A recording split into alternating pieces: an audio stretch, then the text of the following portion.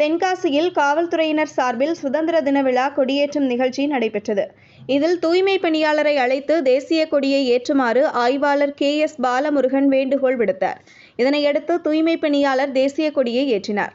இந்த வீடியோ சமூக வலைதளங்களில் வைரலாகி வருகிறது.